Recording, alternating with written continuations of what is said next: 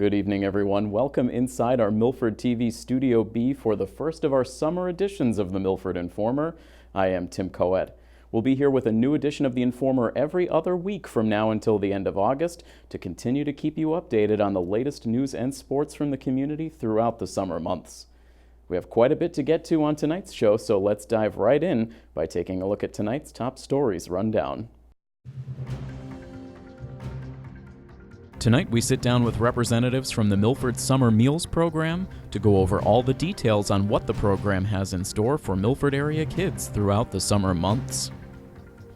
Also tonight we'll show you how the Prospect Heights Mayors Association is helping the Milford area Special Olympics showcase their athletic accomplishments. And later in sports, we'll have our first update of the season for Milford Legion Baseball, including highlights from Post 59's recent game against Eastside.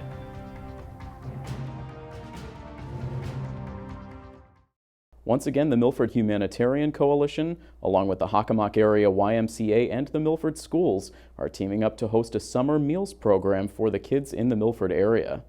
Recently, we were joined in studio by two representatives from the Summer Meals program to give you all of the details on what's in store this summer and also to reach out to potential volunteers from the community.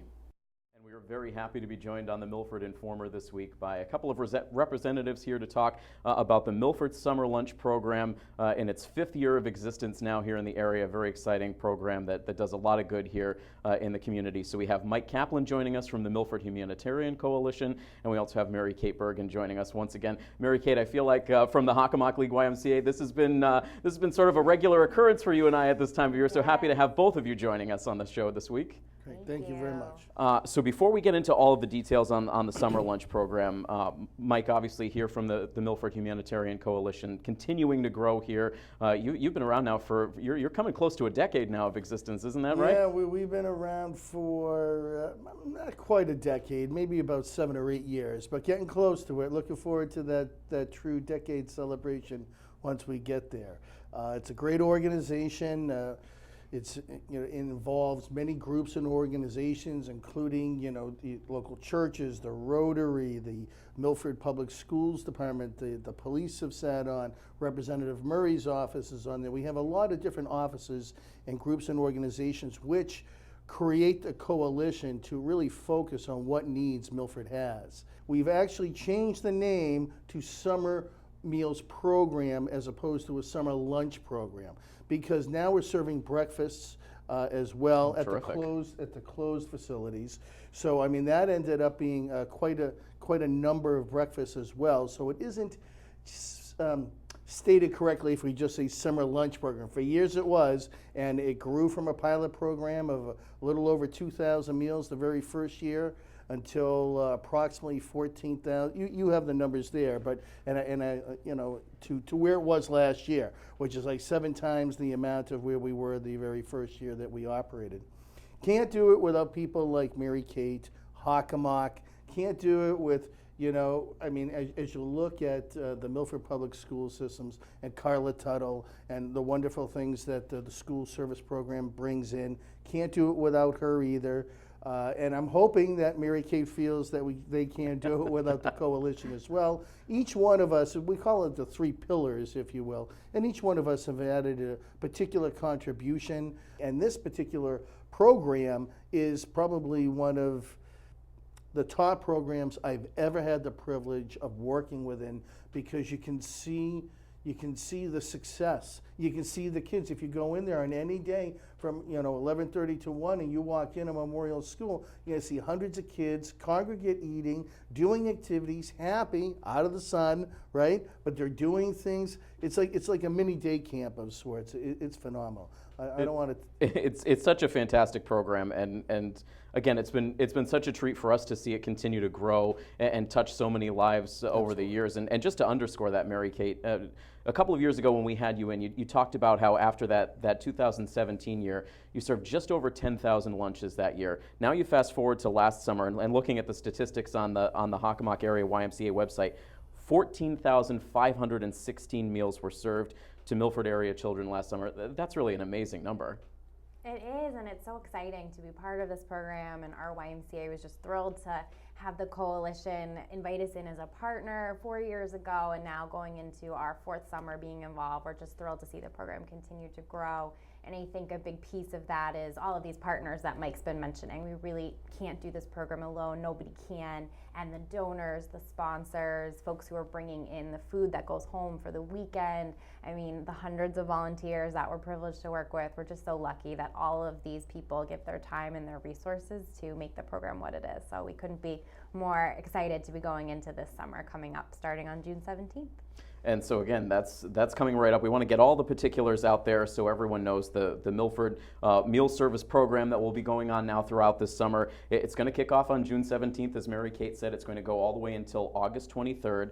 And so those meals are going to be served Monday through Friday at the Memorial Elementary School over at 12 Walnut Street. That's going to be from 11:30 a.m. until 1 p.m. on Monday through Friday at that location. You've also got another location for one day only. We'll talk about that in a little bit. But obviously, Mary Kate, great meal opportunity for kids to come in, get a meal, but the program's so much more than that now. There are so many great activities. We were talking about it just before we came on air. Educational activities, fun activities, so much for these kids to get involved in while they're there. Absolutely. As Mike said, it's so much more than just a meal program, and the program exists because there is this need in Milford, and that's how we're able to bring the program here. But our goal is to really make it fun and exciting for everyone. So it's a free community resource. Come on in, have the great lunches provided by Carla and her team, but enjoy the activities too, because that's what summer's about, right? We want these kids to have fun. So we have music going every day, we have arts and crafts, we're able to buy hundreds of books, so almost every day kiddos are taking home a book to read for the summer, which is so important because there is that learning loss or gap that can occur in the summer. So we want to keep kids involved and working on things so that they get ready to jump back in come September. So anything we can do to make the program high quality when it comes to what we're offering, we try to work on that every year, and I think it's only gotten better. And so many special guests show up at the program throughout the summer. I see you, Mike, wearing that Patriots tie. I know Pat the Patriot has been sort of a mainstay each of these summers, making an appearance at the program. So many fun things like that. Magicians you have coming in. There's a lot of great entertainment and, again, educational resources for these kids aside from the meal program. You can't, really take away from an issue where children get to sit next to other children, not just come in, eat a meal, and then leave and get fed, but congregate eating and meeting next to other kids and sitting there and talking and laughing and just interacting. I mean, that's tremendous. And what Mary Kate, didn't mention, and it's again a credit to her and the rest of the organization, is that we also give out these backpacks at the end of the year, and the backpacks are tremendous. I forget how many we actually give out, but it's couple last year, yeah. All right. So that's a lot of backpacks for the kids to go back to school with. And, we're trying to every year think of something new that we can do to keep it fresh, and so it doesn't get stale. And to the extent of even creating new food lunch menu items. Carla is constantly trying to figure out something that the kids will like. Hot meals were never something we had at the beginning. Now we have one day a week there's a hot meal served. I mean, sometimes a pizza will come in. I mean, the tacos on Tuesdays. I mean, this is stuff, it gets better every year. We're always looking to find a way to improve the program. It only benefits everybody. It's so great to hear, and I think that one of the things we always like to underscore every time we have you guys in is that there's really sort of no fuss when it comes to getting kids into this program. There's no paperwork for parents to sign. There's no procedure. It's just simply show up every week and enjoy. Absolutely. Yeah. No questions asked, no need to sign in, provide any kind of identification. Exactly. We are going to greet you with a smile no matter who you are, but we don't need to know anything about you except that you want to come, you want to have fun, and enjoy the meal. You want to come in one day a week, you want to come in 5 days a week, well, whatever you want. That's great. And obviously, an operation like this can't exist without a tremendously hardworking volunteer base. And we've seen it the times we've had a chance to come out during the program, but just so many volunteers throughout the summer. And I know that's something in the past where you certainly have some volunteers who probably want to stay involved throughout the summer, but whether you have a certain amount of time available, whether you're available for the whole summer, you're looking for volunteers. Any time that they can give, that's certainly something that you're looking for.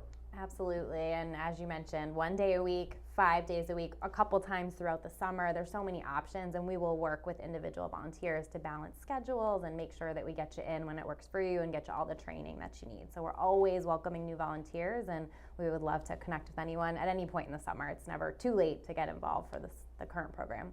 So if you are out there and you're interested in possibly volunteering with the Summer Meal Service Program, reach out to Mary Kate. Her email is marykateb@hawkymca.org, and she'll have all the information you need to get you started. So again, we want to roll through all of the dates for this once again. The Summer Meal Service Program happening June 17th until August 23rd, and that will be mainly at the Memorial Elementary School at 12 Walnut Street, Monday through Friday, 11:30 a.m. to 1 p.m. You can come in and enjoy that program. You're going to have one day that you're going to be set up at the Milford Public Library this year. That's coming up on Tuesday, July 16th from 11 a.m. to 1 p.m. So a special bonus day there over at the library. Can you tell us a little bit about that? Absolutely. So they have a special entertainer that's coming for families. So there'll be a big group there, and any way that we can extend healthy food to families coming to a similar program, we want to do that. So we're going to provide the meals for that event as well.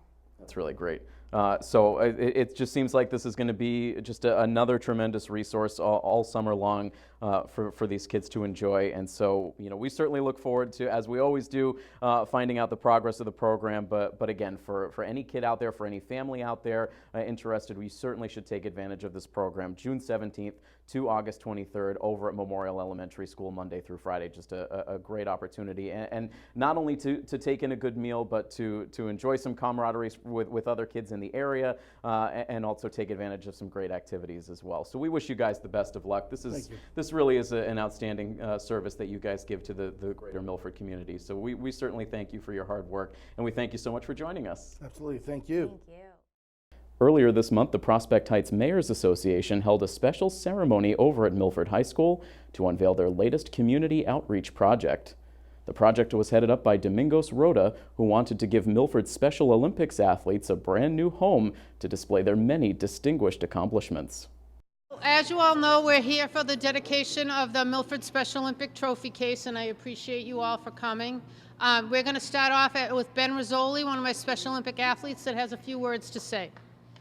Ben.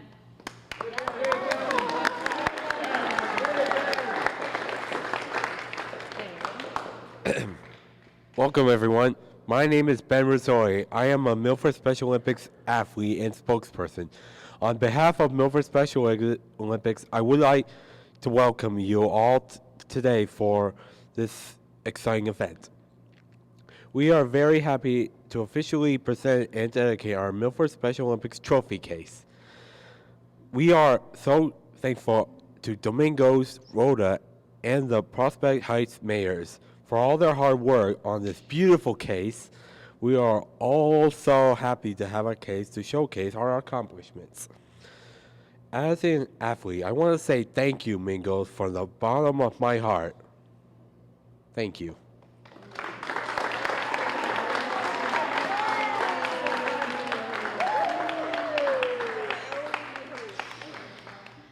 So as you know, this year has been a really wonderful year for our Special Olympic athletes. We had 13 athletes go to national games in Seattle.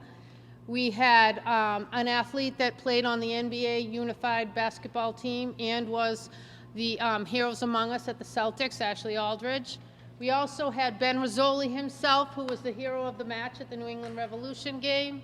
Yeah, Ben. Right? Yeah, Ben. We had our unified track team won gold at sectionals this year, and our unified basketball team got the MIAA Sportsmanship Award. So we've had a lot of accomplishments here at Milford High, and to have a showcase for them is very exciting to our athletes. So we would like to unveil it, and then Joe Lopes would like to say a few words.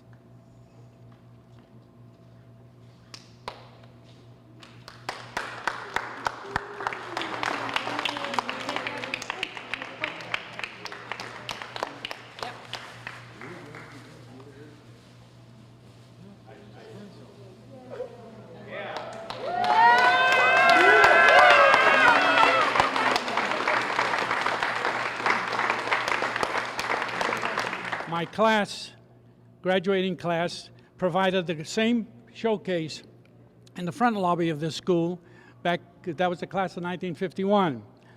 I sound like a dinosaur, but I have fond memories of everything here at this school. So today, let me give you a quick, brief discussion of what we're all about. Prospect Heights was a community founded by Draper Corporation after about 1850, and they built those brick houses up where you go to the picnic up at Prospect Heights. After the Second World War, 184 members of that neighborhood served on active duty for the Second World War. When they got home, they decided they wanted to have a reunion because they hadn't seen each other for 5 or 6 years, a lot of them, and they decided that with the sandwiches and beer to have a small reunion. They did. It was so successful that they said, look, we can't do this alone. We need to do this on an annual basis so that enough people will come. But in order to do that, we need to rotate the directorship of this organization. Prospect Heights had 6 ethnic groups that formed the neighborhood: Irish, Italian, Portuguese, Polish, Armenian, and Greek. Each year, they elected a person to be in charge, and they called him the mayor of Prospect Heights. Today, I'd like to thank, as Ben just said, I'd like to thank Mingo for his project, because each year they select a community outreach project. He decided that this would be a great project, and with the Superintendent McIntyre, they decided to do it. Another showcase. Special Olympics is near and dear to everybody's heart in the town of Milford. We appreciate your efforts. We support your efforts. We will continue to do that in the future. And we thank you for your representation here today. Congratulations, all of you.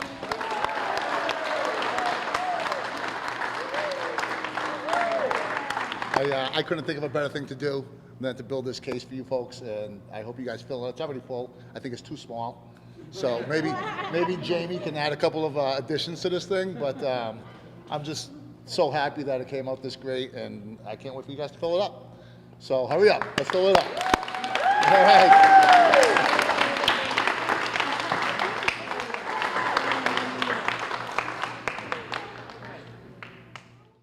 The Milford Youth Center recently held their annual Dressed Up, Not Messed Up fashion show. As always, the show is geared toward empowering kids to make good decisions, and we sent one of our student members, Caitlin Mobilia, over to the Youth Center to provide the following member report.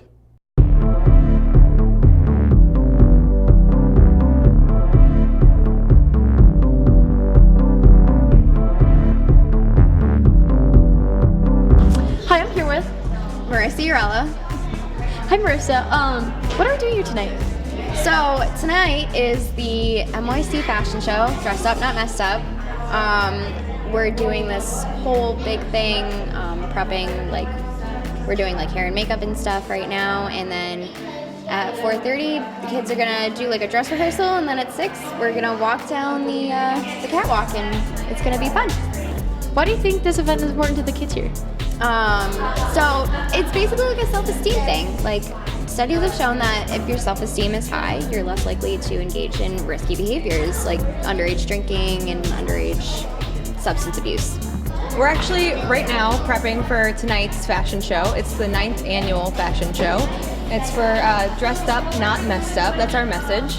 We want kids to know that they're make good choices about drinking and drugs, and to come and have fun instead of making bad choices like that. So right now the kids are getting all their hair and makeup done, and we're really excited for tonight. Why is the youth center important to the community? The youth center is huge for this community. A lot of places don't have a center for kids like this. I actually came from Milford myself, and this was not here. We didn't have any programs. It was a gym that was used for events occasionally. Now the kids have access to free programs. They have dinners, they have snacks. They get to do events like this where they get to have fun, and community gets to see, and they get to be a part of it. So the kids get to really experience what it's like to be a part of the community and keep giving back. What do you think that the kids here will really take away from this event? I think it's a good way, again, to have the kids remember that they can be a part of the community here, that they can look to the community for support. The community is going to give back to them as long as they continue to be a part of it. What is your favorite part about the youth center? I think it's how they keep on giving charities for a good cause. That's awesome. I love your makeup and hair. You're gonna do awesome tonight. Are you excited? Yes, but also a little bit nervous. You're a little bit nervous? I'm sure you do awesome. Thank you. Are you walking with any of your friends? What? Are any of your friends doing the fashion show? Yes. Are you gonna walk with them on the catwalk? No. Are you just gonna have it all to yourself? Yes. Awesome.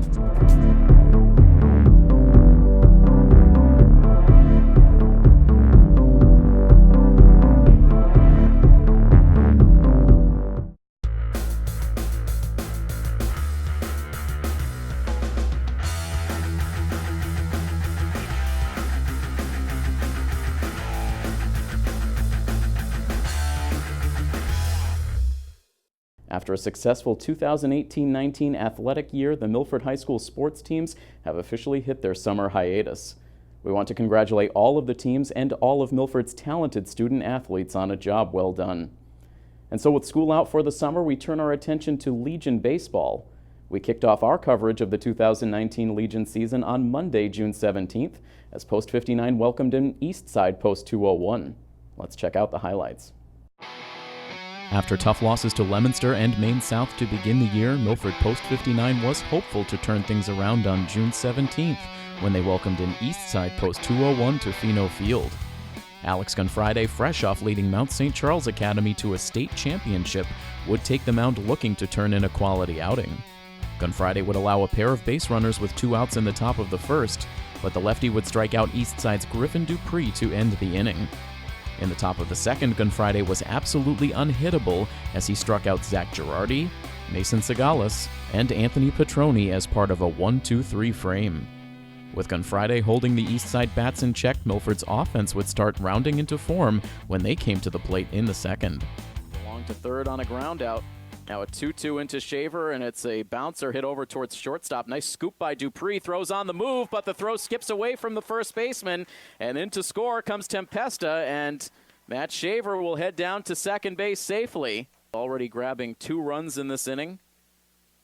1 on the base hit and throwing error with Matt Shaver at the plate, and now a bases-loaded walk. Justin Metcalf now with a ground ball. That's going to sneak through the left side for a base hit. In to score comes Brunt. Here comes Parker digging around from second base. He will score. And the throw skips away as it comes in towards the plate. That will allow the trail runners to move up. 2 RBIs on the base hit for Justin Metcalf, so there is a big hit for Post 59. Helped along by a bases-loaded walk and a wild pitch, Milford would enjoy a 5-run second inning to put themselves in control of the game early. In the third inning, Nipmuc student Lucas Basile would get himself into scoring position, with Hopedale's Chris Brunt at the dish, and Brunt would line a base hit back up the middle. Basile would fly around the bases to score without a throw, giving Milford a 6-0 lead. After cruising through the early innings, Alex Gunfriday would get into a bit of trouble in the fourth. Back-to-back walks followed by a single would load the bases for Eastside with nobody out. From there, Gunfriday was able to strike out Anthony Petroni before turning in one of the top defensive plays on the young season. For Eastside at every base, now for the number 9 man, Nuzalilo, who shows bunt, drops it out towards the pitcher. Gunfriday spins around, throws to the plate, and gets it there in time for the out. Outstanding play on the infield from Gunfriday. He pounced on that ball towards the third base side, spun around, and threw a strike to the plate. Gunfriday would yield a pair of runs in the inning, but Milford would get both of those back on sac flies in the 5th inning from Chris Brunt and in the 6th inning from Alex Gunfriday himself to reestablish a 6-run lead. That was more than enough for Milford's bullpen. Nipmuc's Dominic DiCarlo would dazzle in his first relief appearance of the year, striking out a total of 4 batters in 2 scoreless innings, and then Sam Parker would close the door with a scoreless 7th, sealing the victory for Post 59.